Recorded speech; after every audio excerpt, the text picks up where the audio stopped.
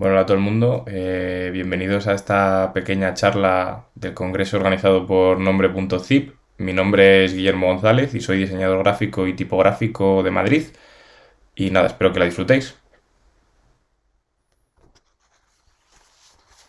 Antes de nada, partimos de una premisa. La tipografía es un objeto cultural y como tal no puede ser explicada por sí sola. Es fruto de un contexto y del uso con el que está concebida. En esta pequeña charla vamos a hacer un rápido recorrido histórico que habrá de ser poco exhaustivo para no pasarnos de tiempo por algunos hitos relacionados con el tema que nos ocupa. Esto nos ayudará a entender esta premisa de la cual partimos.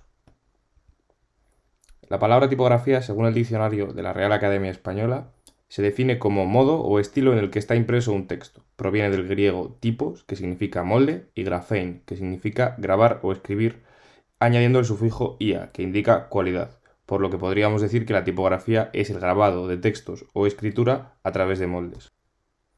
Antes de la aparición de la imprenta, la manera de transmitir el conocimiento era a través de la escritura y el habla. La caligrafía estaba considerada como el arte de escribir correctamente.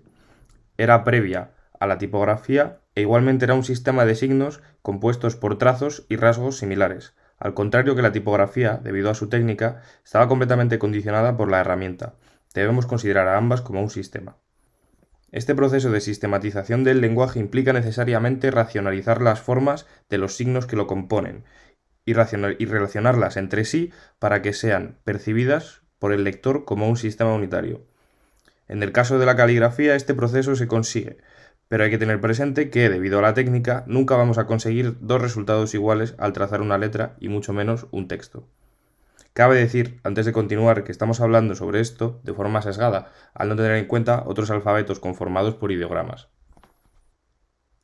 Con la evolución de las técnicas de reproducción, grabado e impresión, el nivel de racionalización evidentemente aumenta. Un ejemplo claro de sistema dentro del mundo de la letra, tanto caligráfico como tipográfico, es la letra gótica, en la que podemos apreciar fácilmente este alto nivel de repetición y rigidez de los trazos y formas que componen sus letras, llegando a veces incluso a dificultar la lectura de sus textos. Evidentemente hay muchos tipos de letras góticas dentro de este grupo, y esto es un poco una generalización. En el contexto en el que surge la imprenta de Gutenberg, Maguncia, Alemania, hacia la mitad del siglo XV, el grueso de los textos era religioso, y la letra de estilo gótico era muy habitual. Es por esto que el primer libro impreso, la Biblia de 42 líneas, estuviera compuesto con una gótica textura bastante simplificada y condensada, que usaba un set amplio para la época de ligaduras que buscaban imitar el estilo caligráfico de los códices manuscritos. Según Charles Besserman, las letras de Gutenberg podrían ser consideradas como angulosas, con una casi total ausencia de curvas y comparada con otras texturas, sencilla, tanto de hecho que sus caracteres eran en ocasiones difíciles de diferenciar.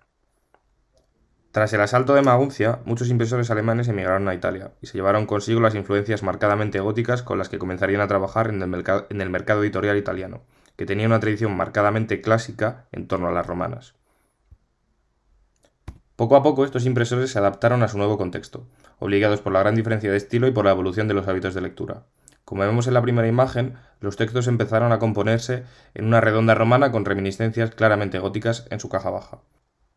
Al hacer este recorrido histórico, estamos dejando cosas necesariamente de lado, pero no podemos dejar pasar sin mencionar de que en torno a este periodo se desarrolló en la zona de Venecia el tipo de letra andina, por Aldo Manuccio, a la derecha de la pantalla, la cual hoy conocemos como itálica, que contribuyó a la evolución del libro hacia un formato más asequible y más pequeño, lo que permitió que pudiese ser leído de forma íntima e individual. Esto hizo que el libro se democratizase, fuera más barato y, entre otras cosas, hizo que la imprenta comenzase poco a poco a convertirse en un negocio rentable, y vivió una época de pujanza. Como vemos en la imagen central, aún encontrábamos textos compuestos con letras que recuerdan a rasgos góticos, pero que habían evolucionado claramente hacia un modelo romano, y cuyas capitales ya se habían convertido en 100% romanas. Esta convivencia y el cambio en los hábitos proporcionó una transición hacia rasgos más cercanos a lo caligráfico, menos perfectos, más humanistas y menos rígidos. De nuevo, vemos cómo la tipografía es imposible de ser comprendida completamente sin su contexto. Como decíamos, la imprenta se convirtió en un negocio rentable y comenzaron a reconocerse grandes figuras, algunas de ellas que ya hemos nombrado como Manuccio o Jenson, Geoffrey Tory, Claude Garamond o Christopher Plantin. Y del mismo modo también se sucedieron hitos muy destacables como la producción de la Biblia Regia o Políglota impresa en España bajo encargo de Felipe II. En el recorrido histórico que estamos haciendo, vamos a dar un pequeño salto al periodo neoclásico, donde empezaron a aparecer modelos más racionales con rasgos nada caligráficos y mucho menos contenidos tanto en contraste como en eje.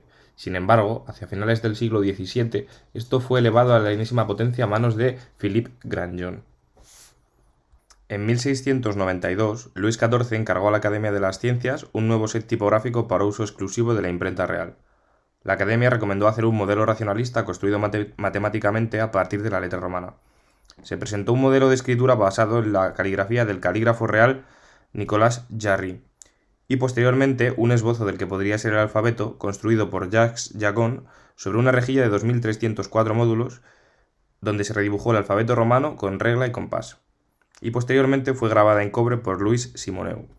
Por último, Philippe Grandjean, tras un largo proceso de refinamiento, fue el encargado de cortar y fundir los tipos de la Romane Droit. Lo más destacable de esta tipografía es la geometría de sus caracteres y la rigidez de sus formas, cosa que podemos apreciar claramente si observamos letras como B, D, P, Q, G o la O mayúscula. También podemos decir de este tipo que tiene una altura de X más o menos baja, una doble serifa en la B y la D y una falta de correcciones ópticas a las que hoy estamos ya muy habituados, debido a que se ha dejado caer todas las decisiones formales a la hora de construir las letras a las matemáticas, sin tener en cuenta el ojo ni la percepción. Esto lo podemos ver claramente en las astas medias de las letras H, E o F, donde vemos estas astas centrales ligeramente caídas al encontrarse en el centro matemático y no en el óptico. A modo de curiosidad, otro rasgo muy característico de la Romane Droit es esta uña o entrada que vemos en la L minúscula. No está del todo claro cuál era su propósito y algunos dicen que es para diferenciarla de la I de caja alta. A la hora de analizar de forma crítica todo esto, debemos de nuevo de tener en cuenta el contexto en el que nos encontramos, donde el humanismo que caracterizó el Renacimiento había quedado ampliamente superado y sustituido por una racionalidad y búsqueda de la perfección imperantes. Tras todo ello, el factor más importante por el que la Romane Droit tiene un papel protagonista dentro de esta lectura es que por primera vez una tipografía nace con un objetivo que nada tiene que ver con su función principal de ser leída. Fue concebida para transmitir una idea, representar en lo formal la perfección, la realeza y la divinidad. Debía, por tanto, no solo ser leída, sino también vista. Es por esto que la Romane Droit es un buen ejemplo y punto de partida para abordar un debate que se mantiene presente, o al menos debería, en la mente de todo tipógrafo que se precie hasta el día de hoy. El papel de la función y la forma a la hora de concebir una letra. La función entendida como precursora y factor determinante de la forma, sin olvidar que el fin último y la razón de ser de toda letra es ser leída. A modo de conclusión diré que el objetivo de esta charla nunca ha sido plantear el debate en términos en los que la tipografía no pudiera ser más que algo completamente supeditado en lo formal a la escritura, ni tampoco puede ser, en mi opinión, un ejercicio meramente matemático ni estético. A mi modo de ver, la función que la tipografía ha de cumplir es siempre el primer agente que determina su forma. Después estarían otros factores como por ejemplo la cultura en la que tiene lugar el proceso, la idiosincrasia de la persona que la diseña o incluso la tecnología que se vaya a utilizar para fabricarla. Y precisamente esto es lo emocionante y el difícil reto que nos planteamos todos aquellos que hacemos letras. Intentar aportar algo en una cuadrícula de 1000 por 1000 píxeles con unos límites que se aparecen muy rígidos al mismo tiempo que se desdibujan. Siempre diseñando teniendo en cuenta que debe tener un significado útil en lo práctico, pero también en muchos casos útil en lo estético, y sin perder de vista que para que una letra sea una letra ha de poder ser leída. Por último, me gustaría finalizar con la lectura de dos citas que a mi modo de ver capturan muy bien la idea general de esta reflexión.